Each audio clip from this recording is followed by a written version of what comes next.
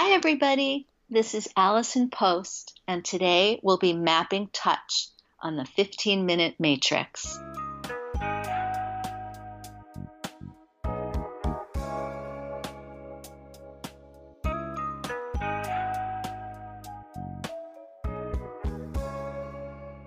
Welcome to the 15-Minute Matrix. I'm Andrea Nakayama, functional medicine nutritionist and your host. This is the podcast that brings you bite-sized insights and lessons on how to use the most important tool in functional medicine and functional nutrition. Today on the 15-Minute Matrix, I've invited my dear friend Allison Post back to the table. Allison joined us in episode number 70 of the podcast to map breath.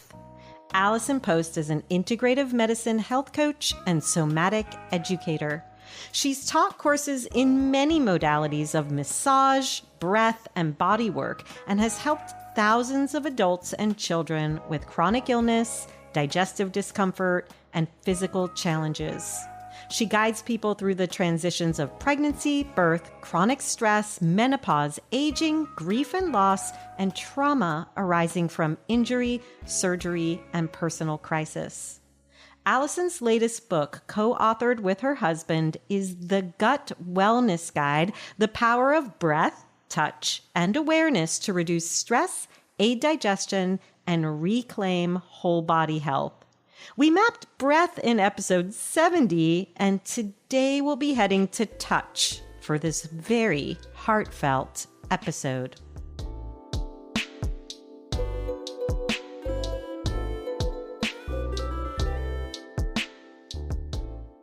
Allison, welcome back to the 15-Minute Matrix. Thank you. I'm just really happy to be here. Always happy to spend time with you. And I'm thrilled to talk about this topic, the topic of touch. So when you think about touch, what's the first thing that comes to mind for you?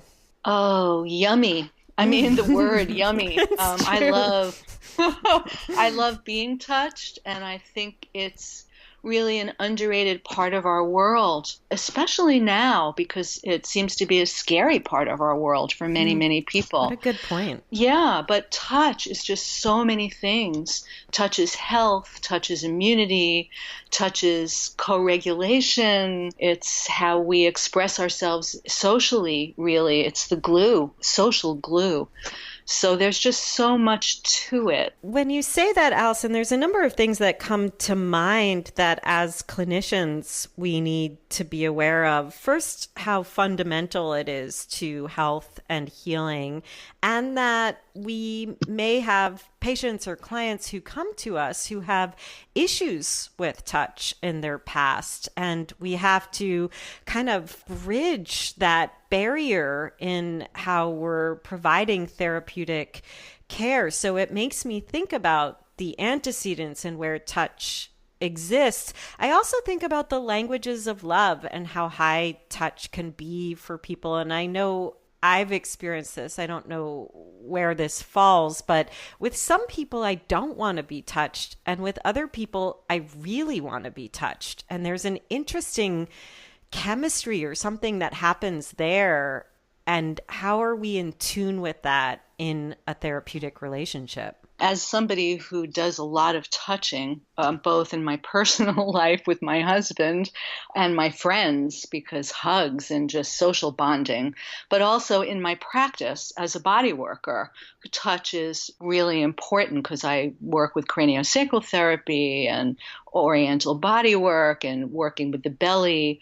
There's a safe environment that has to be created. People need to feel that they're being seen, heard, deeply listened to, and understood before you can bridge into the touch.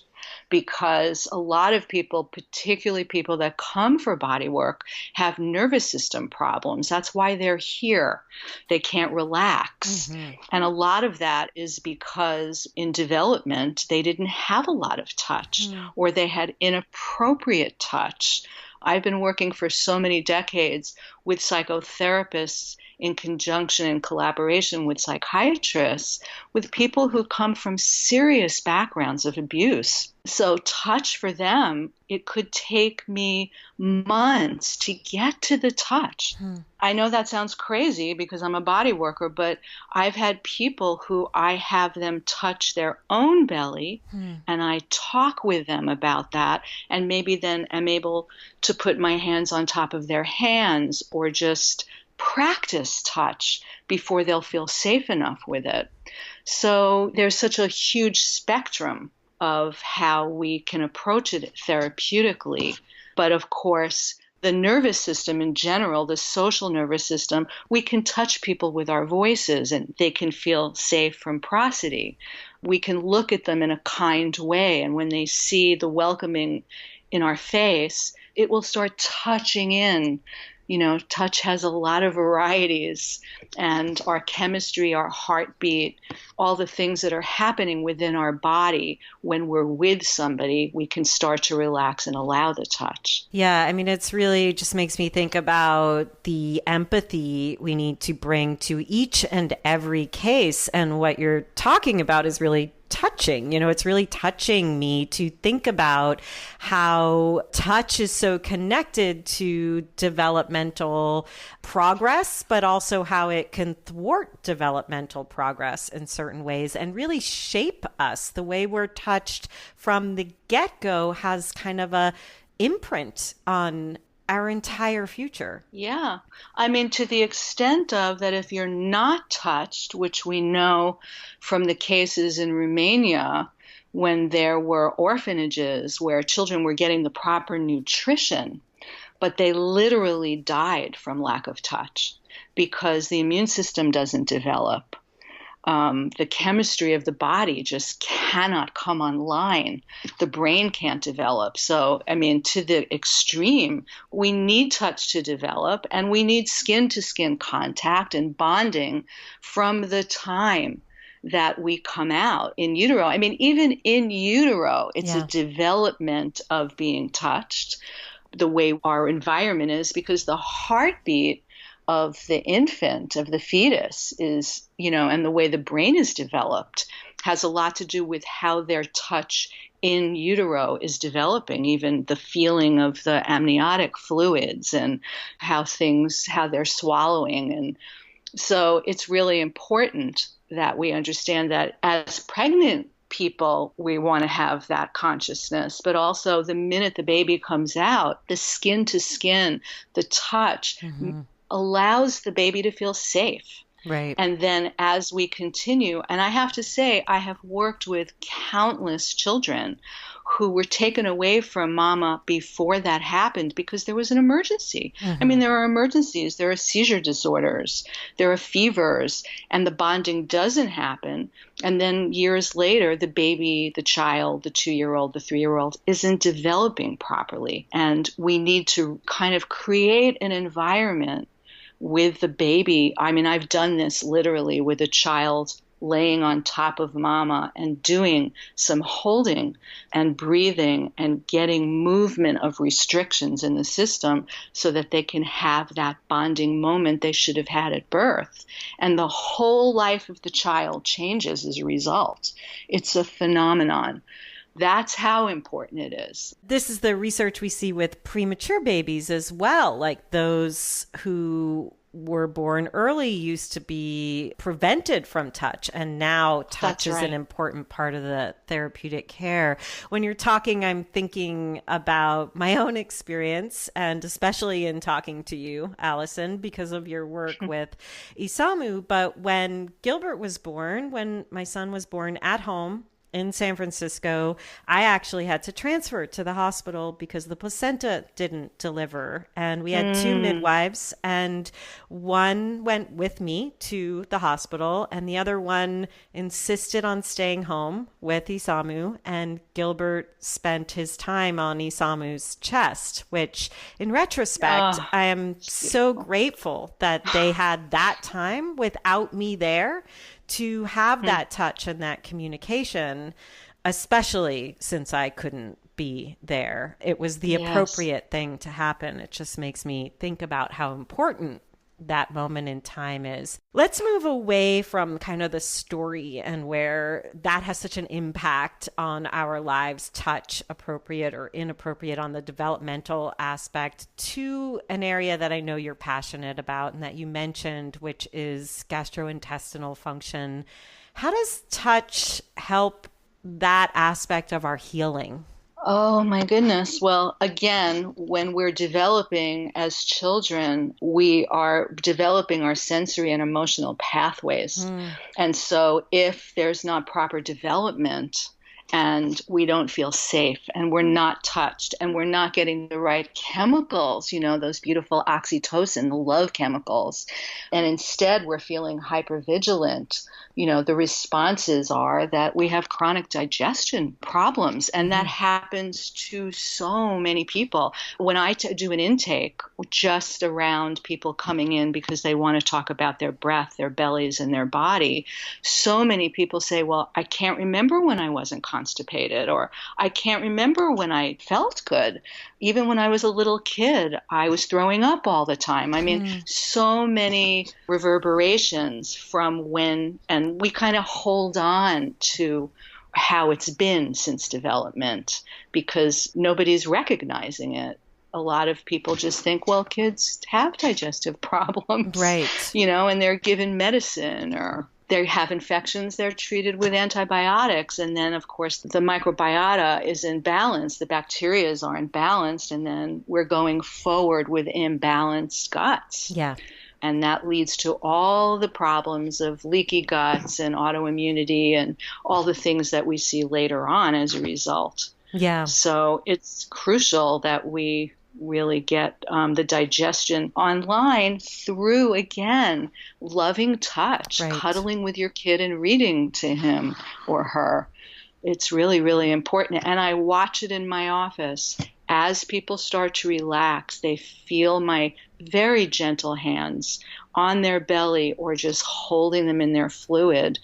They start making the sounds of the rest and digest response. Mm, You can hear the gurgling. You can watch as the belly almost floats down and things just respond so beautifully because there's a connection, right? Touch is connectivity. It's knowing somebody's there to listen when we don't feel so good, and then we can heal yeah. because we have a partner in healing. And we really do need that co-regulation very often to be able to self-regulate. I love that. And I think just thinking about the way we touch ourselves in many ways, I know that when I'm teaching and when I used to teach people about their adrenals or their liver, like I always had people put their hands on their body, find that part of their Mm, body, yes. understand what's happening and where, and that connection that you're talking about.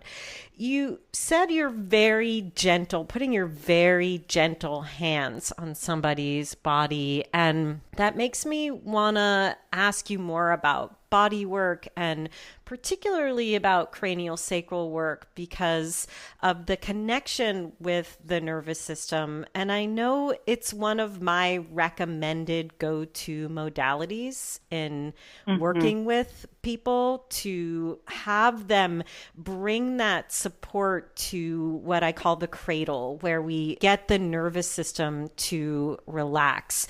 Can you talk about cranial sacral therapy and the way that touch has an implication in that care? The cranial sacral work, the cerebral spinal fluid bathes the nervous system. Mm, And very often there are restrictions in the system that are not being hydrated to start out with. There's an inflammation or there's all sorts of nerve endings that are just vibrating at a higher level. You can hear them the minute you just lay your hands gently at the sacrum or at the head. You can feel how the nervous system is because the nervous system comes out through the skin. and beyond. It's electromagnetic. So just by a gentle touch, by listening deeply, and by the person that works, this is what has to be important. I think I talked to you about this with breath, is that the practitioner has to be grounded in their own body, comfortable with touch themselves, so that the connection is safe and the person starts to then relax, the breath slows down, the heartbeat slows down. And when that happens, the body begins to become more fluid and goes more into that parasympathetic stream of losing the hypervigilance and starting to heal whatever it is, because the body has inherent health. The practitioner can't make the body heal, right, ever. They can just be there and guide the body and invite the body to hear itself. So even when I teach people how to do cranial on themselves, which I do, there are different holds that people can do, or they can go home and work with their families. It's just a light touch, because as you put too much pressure, you're not in that beautiful part of the nervous system anymore. You're creating something instead of receiving something. And what we're really doing is listening, receiving, so that the other people that we're working with can receive from us. It's like a co-meditation. Yeah, it's a partnership. There's so much gold in what you just shared, Allison, even for those of us who aren't doing hands-on body work. It's still a process of touching, as you explained earlier, of the way we're looking or even hearing and engaging. Even when I'm working remotely, I am working to hear and hold that individual. Absolutely. And I think what you also said about the body's innate ability to heal, this takes us back to all ancient forms of healing, where we as clinicians are truly the guides, and we have to get out of our own way and come into our nervous system's place of relaxation to hold that opportunity for the people whose lives we're touching. I think there's a lot of mistakes that happen there, and a lot of the techniques that you're talking about can ground us before we welcome a patient or a client into our fold. I'm wondering if there's one practice you can share with us as clinicians that might help us come into that receiving and holding place before we see clients or patients. Oh, yes. And it should happen really before each session, yes, and after each session, because you are creating a field where you're in sharing mode. Yes. And so beforehand, you need to dive deep into your own system. So, I like to lay down. I'm not a sitter in meditation. I lay down and I feel my back and the weight of my muscles and the rise and fall of my breath. And I let everything slow down. I invite my breath to tell me what it's doing. I don't try to breathe. I want to really put out there that the least amount of effort that we make gets us into that parasympathetic stream, into that real grounded, earthy place where we can hear our own heartbeat and it can slow down. We can feel ourselves as a whole body and a whole system, so we can welcome people three-dimensionally, which is very important. We can feel them in very many different levels of the body, and we can see them, hear them, and touch into them as three-dimensional. Even 3 minutes, which I even teach new clients. How can you not get out of bed in the morning and just be with yourself and find out who you are? Just listening and inviting and being curious, not trying to make anything happen. So as a practitioner, it's very important, particularly if you're going to lay hands on people. But even when you're in an environment with them, I also work online and I guide people to feel themselves and to do the co-regulation. But I really need to be relaxed and grounded in order to provide that container for them. I love that. I have a funny mantra that I use with myself that's about that hold that the world, the universe has for me. And as a single mom and, everything I had to hold, what I realized that at some point, I just wanted the person who would say, I got that for you, babe. So that's kind of my mantra in that those few minutes of knowing like everything's okay, the universe has a hold for me, is touching me, is that the Beautiful. universe has got that for me, babe. Like it's okay. Yes, I hear you. And I'm great. just so touched again by what you're talking about here and the wisdom you bring to your practice and the way that you guide us as practitioners. Thank you so much, Allison. It's my pleasure, Andrea.